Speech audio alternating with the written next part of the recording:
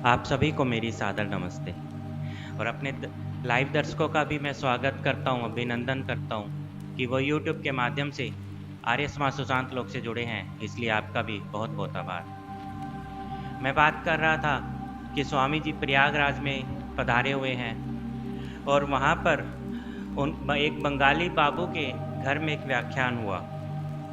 उन्होंने वहाँ पर पर्दे की प्रथा जो प्रचलित थी उसकी निंदा भी की।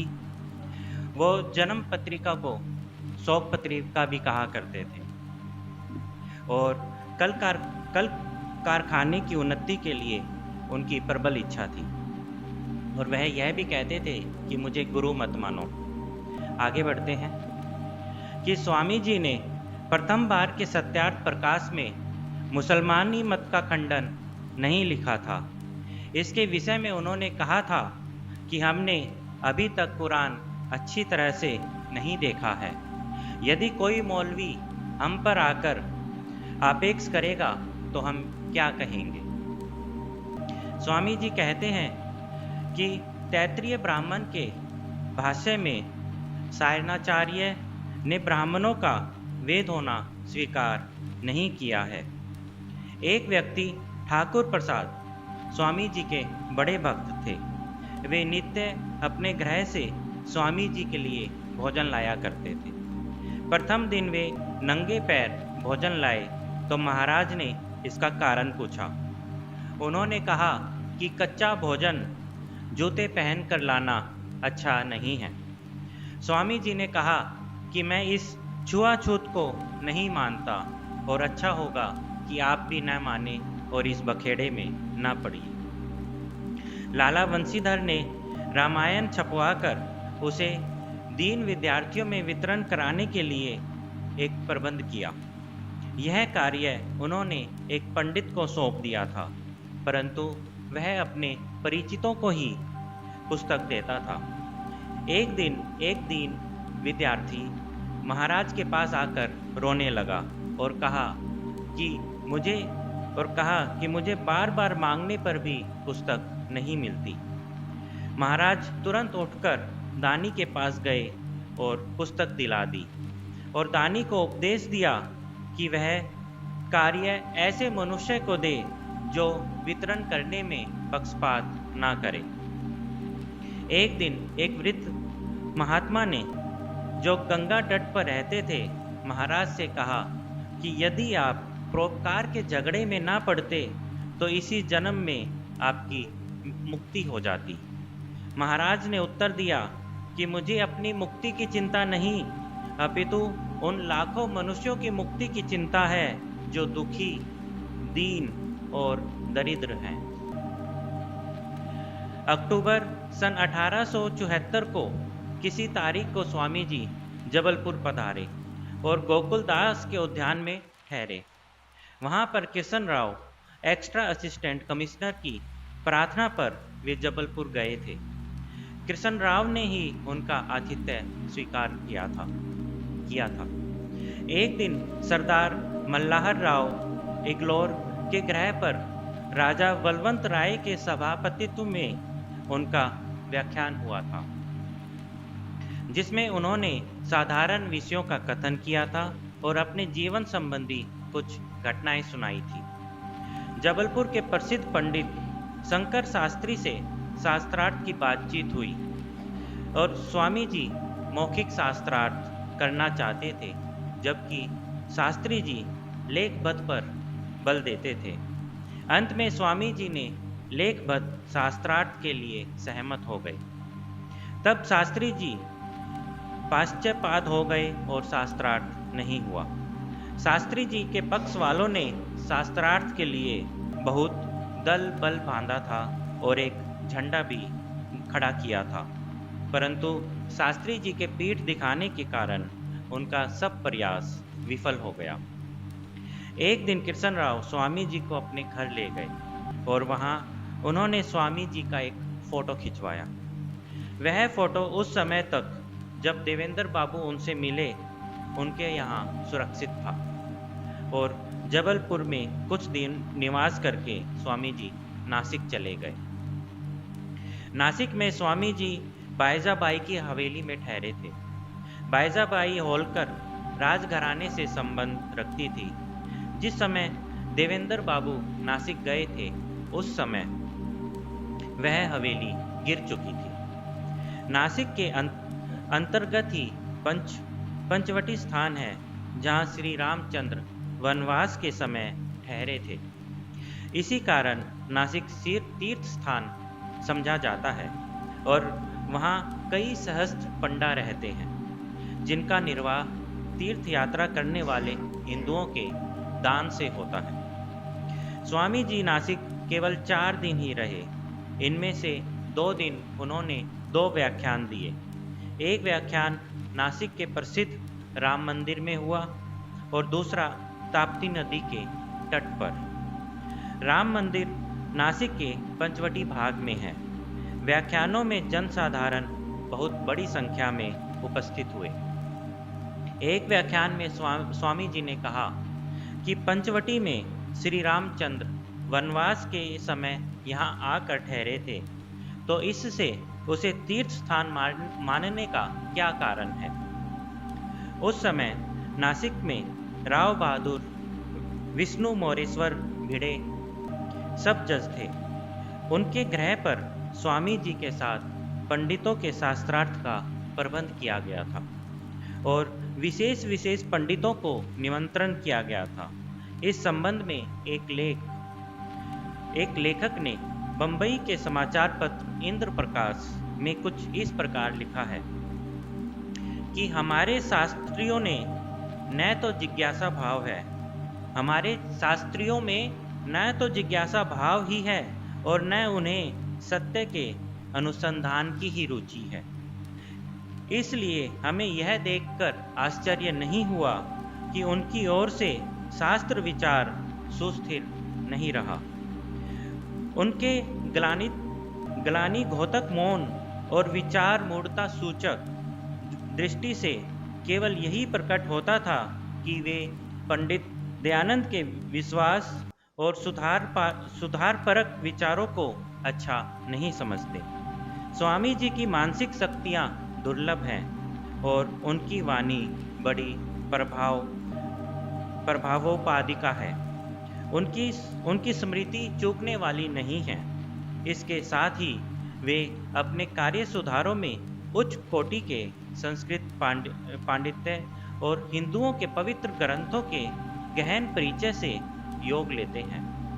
उनके तत्क्षण व्याख्यानों में वेदों के अनेक मंत्रों को उद्धरण इतने मंत्रों के उद्धरण होते हैं कि हिंदुओं के भिन्न भिन्न दर्शनों के गूढ़ ग्रंथों के इतने संकेत होते हैं कि हमारी सम्मति में कि किसी लेखक की किसी लिखित निबंध में भी और अच्छे पुस्तकालय की सहायता से भी इतने वचनों का उद्धृत करना सहज नहीं है।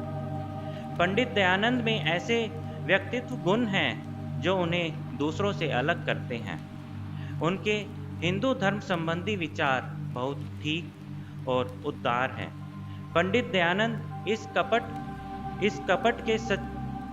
कपट के सच्चे मन से विद्वेषी हैं जिसमें पुरोहित श्रेणी की मक्कारी ने हमारे सरल चेतना और असंहिदान जनसाधारण को धर्म के नाम पर फंसा रखा है। पंडित दयानंद में प्रकृत और उद्योगोपार्जित गुणों का दुर्लभ सम्मिलन है। इसलिए यह देखकर हम सबको विशुद्ध प्रसन्नता हुई कि उन्होंने अपने जीवन को अपने देशस्थ लोगों के सुधार में लगाने का निश्चय किया है और मूर्ति पूजा के दमन करने का व्रत धारण कर लिया है, जो सभ्यता के मार्ग पर अग्रसर होने में रुकावट डालने वाले और युक्ति विरुद्ध विचारों का उर्वर उत्पत्ति स्थल है। पंडित दयानंद अपने देशस्थ बंधुओं से अपने उत्तम भावों के नाम पर, उनकी प्रियतम वस्तुओं के नाम पर मनुष्य प्रकृति में जो कुछ भी उत्तम है, नीतियुक्त और पुण्यमय है, उनके नाम पर, प्राचीन वेदों के नाम पर और जिन पर उन्हें इतना गर्व है, अपने देश के पतित लोगों को उन रीतियों के पन्ने से पंजे से छुड़वाने के लिए अपील करते हैं, जो न केवल वर्तमान तांती के लोगों को लज्जास्पद बनाती है, वरन स्वामी जी की सम्मति में प्राचीन ऋषियों और उनके अत्युत्तम ग्रंथों को भी लज्जाग्रस्त करती है।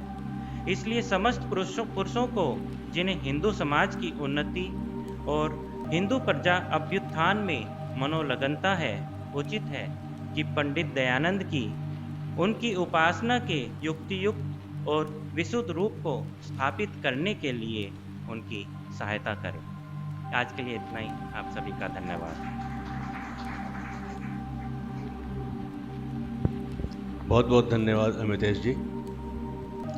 आज के हमारे जो विज्ञ प्रवक्ता हैं आचार्य हरीश जी बजाज, जब भी वो आते हैं तो साथ में उनकी धर्मपत्नी भी आती हैं और बोनस में हमें एक भजन सुना जाती हैं। तो उनसे निवेदन करूंगा बहन संतोष बजाज जी से कि एक हमें भजन सुना।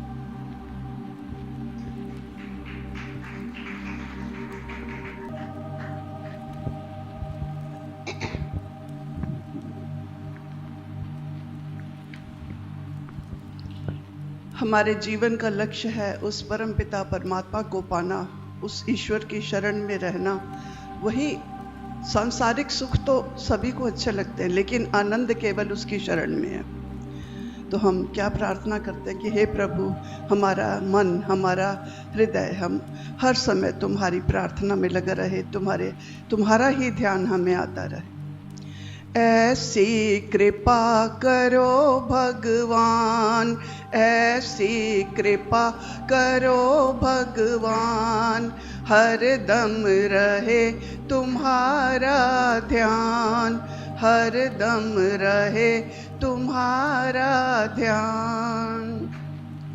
ऐसा दे दो दृढ़ विश्वास, ऐसा दे दो दृढ़ विश्वास, आपको समझें अपने पास, आपको समझें अपने पास, करें तुम्हारा ही गुणगान, करें तुम्हारा ही गुणगान। ऐसी कृपा करो भगवान, ऐसी कृपा करो भगवान, हर दम रहे तुम्हारा ध्यान, हर दम रहे। गुण अपनाए अवगुण छोड़े, गुण अपनाए अवगुण छोड़े, पाप कपट छल से मुख मोड़े, पाप कपट छल से मुख मोड़े, नम्र बने तज कर अभिमान, नम्र बने तज कर अभिमान। ऐसी कृपा करो भगवान, ऐसी कृपा करो भगवान, हर दम रहे तुम्हारा ध्यान, हर दम रहे। सुख में आपको भूल न जाए, सुख में आपको भूल न जाए, दुख आने पर ना घबराए, दुख आने पर ना घबराए, सुख और दुख में रहें समान, सुख और दुख में रहें समान। ऐसी कृपा करो भगवान, ऐसी कृपा करो भगवान, हर दम रहे तुम्हारा ध्यान, हर दम रहे।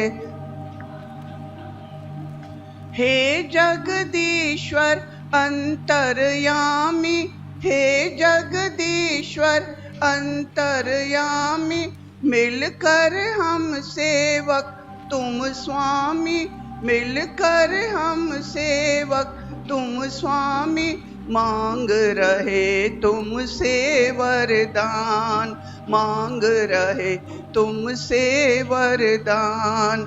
ऐसी कृपा करो भगवान, ऐसी कृपा करो भगवान।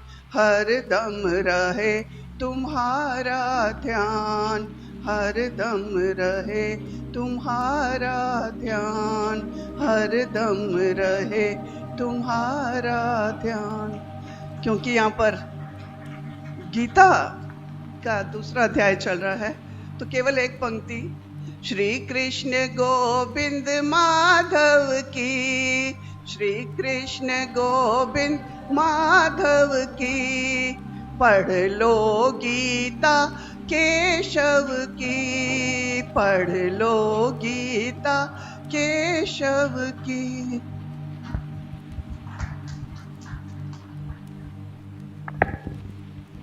बहुत बहुत धन्यवाद बहन जी। इससे पहले कि हम कार्यक्रम को आगे बढ़ाएं, एक दुखी व्यक्ति जो अपने परिवार से उसकी कुछ आवश्यकता है, नीरज कुमार, वो कुछ आपसे अपील करना चाहेंगे।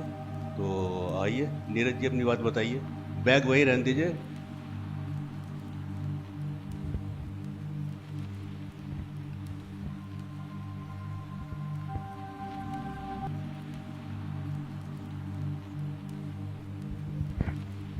आप सभी को नमस्कार। मैं नीरज कुमार लक्ष्मी विहार फेज 2 गुरुग्राम हरियाणा से। मेरी बेटी का इलाज मैरिंगो एसएस सेक्टर 56 में चल रहा है सन 2024 से, पिछले 1 साल से।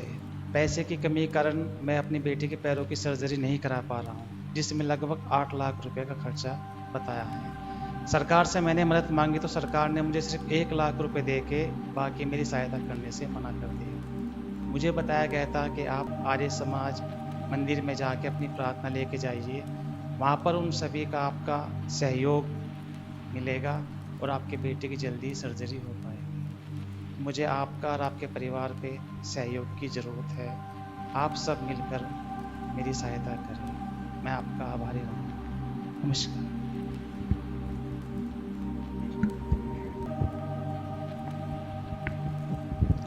और अब जो हर माह के तीसरे सप्ताह में हम कार्यक्रम करते हैं कि गीता का जो हमारे बजाज साहब हमें उसके बारे में क्या लिखा है, कैसे लिखा है, उसका हमें मार्गदर्शित करते हैं। तो हरीश बजाज जी का आमंत्रण।